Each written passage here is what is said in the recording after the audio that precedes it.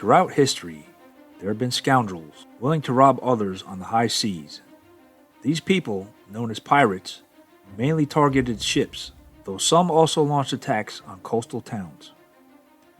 Pirates have existed since ancient times, threatening the trade routes of the ancient Greeks and seizing cargoes of grain and olive oil from Roman ships. The most far-reaching pirates in early medieval Europe were the Vikings. Though pirates have existed since ancient times, the Golden Age of Piracy was in the 17th and early 18th centuries. During this time, more than 5,000 pirates were said to be at sea.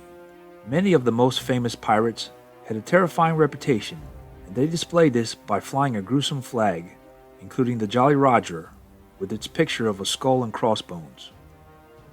Captives were brutally made to walk the plank or were thrown overboard. Famous pirates from this period include Henry Morgan, William Kidd, and the fearsome Edward Teach, also known as Blackbeard. However, there was a pirate greater than all the aforementioned pirates combined, and that pirate was a woman. So how did a former sex slave become known as the Pirate Queen? How big was her fleet? And whatever happened to her? Let's try and find out. Hello, I'm Mike Joberg, Marine Corps veteran and filmmaker, and we will try to answer these questions on today's episode of Forgotten History.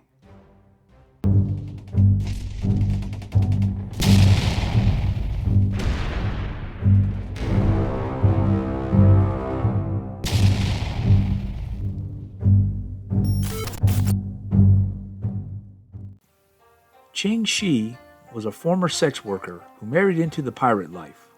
While pirates like Blackbeard could boast a handful of ships and hundreds of men, Ching Shih commanded an entire armada, with more sailors than most nations could muster, and because of that, she was not afraid of the Chinese Imperial Navy. For nearly a decade, Ching Shih either shared power or outright controlled the South China Sea, no matter what the Qing Emperor thought. At the height of her power, she commanded 400 ships with an estimated 40,000 to 80,000 men. But before she ruled as the Pirate Queen, she had a much humbler life.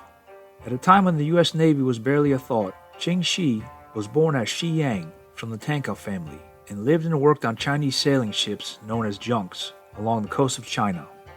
As a young woman, she worked in the brothels, gambling houses, and the boats of the Guangdong. However, her life changed dramatically at the age of 26 when she married the notorious pirate Zheng Yi in 1801. Her new husband's pirate fleet was already impressive, but it became an armada under her shared command. In 1802, Zheng's cousin, a pirate in his own right, was killed by the Vietnamese. Zheng had to take control of his cousin's pirate fleet, and with Ching Shih's smart business sense and organizational skills, the fighting among the pirates didn't last long.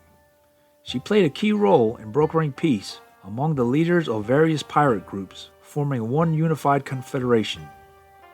The pirate navy consisted of 6 fleets, each with its own colored flag: red, black, blue, white, yellow, and purple. Together, Zhang and Shi commanded the largest fleet, the Red Flag Fleet. By 1806, every seagoing vessel in the region paid tribute to them for protection. All was well for the couple until Zhang was either killed in the storm or also killed by the Vietnamese. It was then when Ching Shih took over.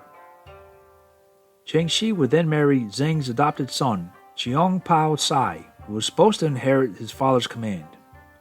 With this marriage, Shih took control of the Red Flag Fleet. Her first act was to implement a code of conduct that ensured discipline among the pirates, effectiveness in combat, and above all else, success and riches from the loot. Shi's code of conduct was as follows.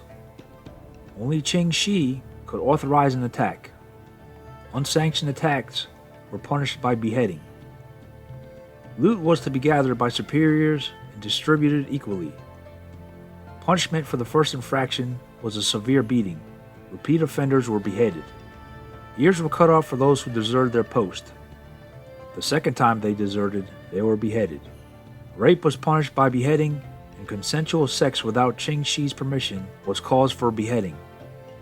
Pirates had to marry female prisoners and cheating on your new spouse or treating her poorly was punished by beheading. So if you couldn't tell, she really liked beheadings as a deterrent and punishment. On top of earning protection money from shipping, Ching Shih had raided coastal villages and kidnapped foreign officials for ransom. It was actually because of one of these hostages, Richard Glasspool, who was held for 4 months, that we know much of anything about Ching Shih's infamy. In 1808, the Chinese Qing government had enough of the piracy and decided the time had come to take out Ching Shih's red flag fleet because she had been a continual thorn in the side of commerce for years. The Qing emperor gathered a massive fleet of warships and set a trap for them. However, instead of running away to a safer place when faced with a larger army, Ching Shih bravely sailed straight towards the government forces. After the battle, the Red Flag Fleet had destroyed many enemy ships, about half of the Qing Navy, and even captured a few dozen ships to bring back with them. Her pirates defeated a 35-ship flotilla under the command of Ling Guang off the coast of Shenzhen. Another government force under Sun Quanmo attacked with 100 ships, only also to be defeated. After the naval disaster of 1808, the Chinese government asked foreign navies for help.